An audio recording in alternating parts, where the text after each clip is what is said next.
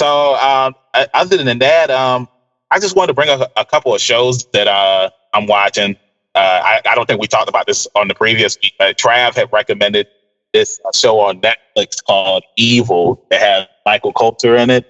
And I watched it and I binged like 6 episodes that day. Like, it's a really good show. It's not what I thought it was going to be. Exactly. And I am really enjoying it. I'm watching that. And then I started watching Monsterland on Hulu. And that's a pretty decent show too. Like, it does have some supernatural elements up there, but then like sometimes it's just like a normal episode where it's like the real monsters are human beings. Right. You know what I'm saying? And that's got a couple actors and actresses in it too, you know, from successful other works of art. Obviously, Mike Coulter is in it from Evil and Luke Cage. Yes, But Luke Cage. Also, it's got the youngest daughter from that Tim Allen show, Last Man Standing. I don't watch that show. So but I know it's got some successful people in it. You know what I mean? It's not a bunch of unheard names or whatever. Yeah. Now, how many episodes is this, guys? I think it's 8 episodes for Monsterland, and it takes place in several different states. So it's like a horror anthology. Yeah, it's a horror anthology. There's a lot going on. Yeah. Well, there's a few, if y'all notice, too, across different streaming services. There's a few of the anthology series coming out. HBO Max has one as well. It does. All right, I'm going to be honest. Like, there's a lot going on, bro. I really like HBO Max, but I feel like when it comes to like advertising their shows, they suck, because there are certain shows that are up there where it's like I know nothing about unless like I go on HBO Max and find it. Compared to like Hulu and Netflix, like when something drops, like it's everywhere. Yeah, like it's heavily advertised.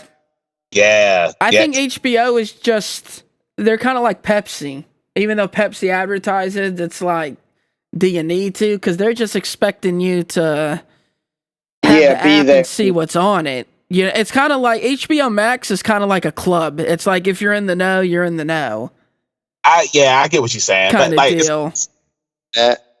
It's crazy because like I wanted to watch Vampire in Brooklyn, right. And like if there's a movie that I want to watch, like I just automatically Google it so that way I can see what streaming services it's on. And then I saw it was on HBO Max, and I'm just like, wow, I went through HBO Max's horror section and I didn't see it up there. So I'm assuming it just got added up there. Bro, I'll say this about HBO Max's categories. Like when you go to genre and you go through the list, it is a cluster. It sucks. They have stuff in some categories that I'm like, why is this in this category? They got to do a better job on tightening it up. But saying that, I think Netflix's categories are kind of weird, all over the place too. So, well, when you got that much content, you know, I'm pretty sure it gets jumbled up at some point. Yeah, but it used to be a lot easier to use Netflix, because I remember back in the day, if you just want to watch horror movies, you would just go to the horror section. But now it's like they could have the same movie that's a horror movie, and it could be like in crime and drama. Yeah, they'll have it in crime and drama and stuff like that. It's like, I get it, but it doesn't need to be there because it's not going to be where I'm going to look for it. Exactly. And then you just add more movies to the genre list that don't need to be there. It's more for me to go through. Exactly. Well, Hulu's the same thing, because I know, like, I was looking through their horror section and they had like some action movies in there, like movies that I'm just like, okay, this isn't a horror movie though. Yeah. Like, it's like, why is it there? Like, I don't think it was Step Brothers, but I mean, it could have been. And I was just like, well, how is Step Brothers a horror movie? No, all we know is it shouldn't have been there. That's all we know. Yeah, that's all we need to know. So before we get into today's episode, one last thing that I wanted to bring up is that I'm 5 more days in, and 31 survivors list will be over. It's been pretty fun so far. Everybody's been enjoying it. I did have somebody come on one of the posts that I had put up and said that the list was racist, and I'm just like, how? I saw this. I didn't see the post. I saw you talking about it. It was dumb. Like, I was in this horror group on Facebook, and this guy commented, and it was just like, yeah, this seems a little bit racist. And I was just like, here we go. And me and this dude just went back and forth because I wasn't going to back down for him being ignorant. That is exactly what it is. All right. So today's episode is going to be on the top 10 horror movie icon that I put together on a list, and we had people vote. Now, we didn't meet our quota of getting 100 people to vote, but we did get a total of 95 votes. So 5 votes away from 100. You know what I'm saying? Like, I remember when I first was talking with Trav about this idea, Trav was just like, I don't know if this is going to work because I ain't trying to do no episode if only like 5 people vote.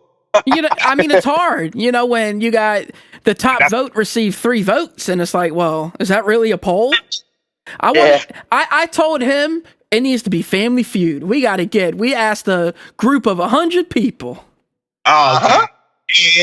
And we almost got there. We almost got there.